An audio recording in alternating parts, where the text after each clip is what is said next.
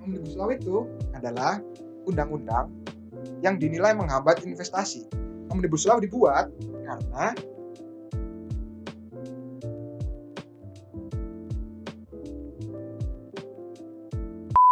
Hai semuanya, hai semuanya, hai semuanya, hai semuanya. Gimana kabar kalian? Baik-baik aja? Oh iya, jangan lupa pakai masker, jangan lupa minum obatnya, vitamin C, alkohol. Perkenalkan, bagi yang belum tahu, nama saya Bobi Kristian Santono. Kenapa video ini dibuat? Karena konten perkuliahan. Kalian sudah pada tahu gak sih Omnibus Law itu apa?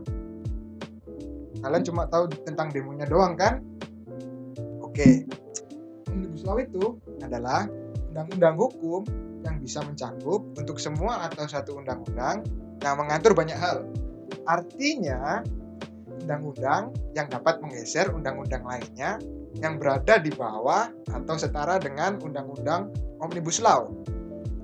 Omnibus Law itu akan mengubah puluhan undang-undang yang dinilai menghambat investasi, termasuk diantaranya Undang-Undang Ketenagakerjaan.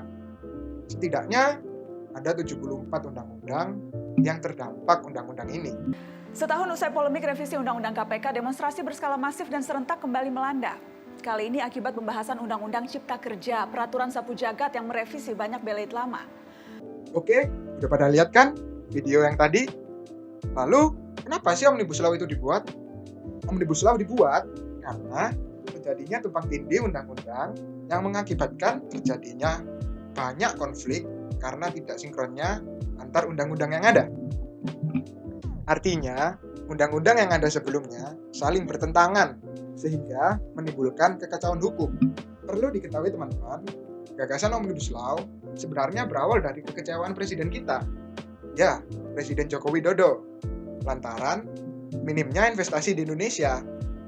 Padahal, investasi merupakan salah satu roda penggerak ekonomi, terutama di era ekonomi digital ini.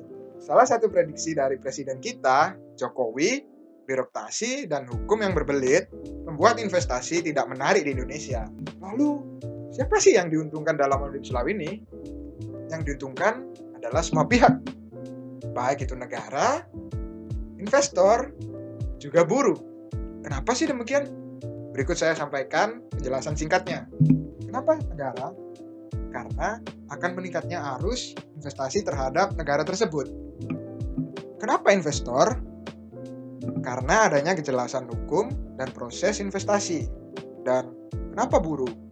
Karena secara tidak langsung, buruh memiliki kejelasan hukum yang jelas dan terarah. Juga peluang lapangan kerja lebih terbuka sejalan dengan meningkatnya arus investasi. Jadi, dengan demikian akan terjadi perputaran ekonomi yang baik atas negara Indonesia. Kapan sih Omnibus Law dapat kita rasakan dampaknya? Ya jelas, setelah undang-undang itu disahkan dan dilaksanakan.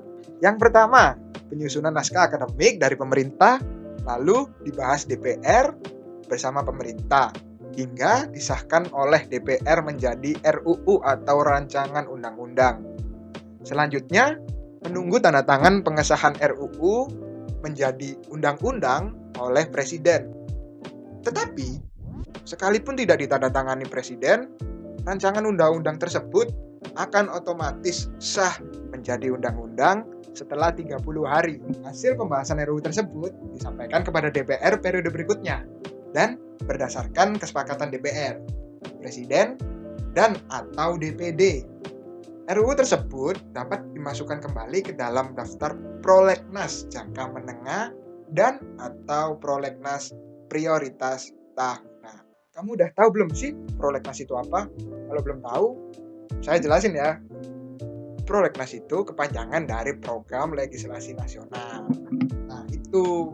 Oke, video kali ini cukup sampai di sini. Jika kalian ada yang mau ditanyakan atau masih bingung, kalian bisa isi di dalam komentar sini ya.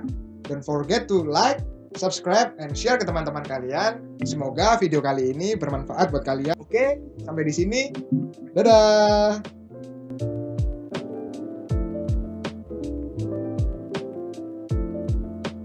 Perkenalin nama aku Ejat. Kiprol. Ayo kiprol. Perkenalin, nama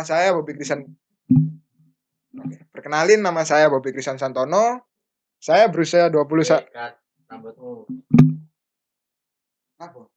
Nah, ono cacat. Perkenalkan.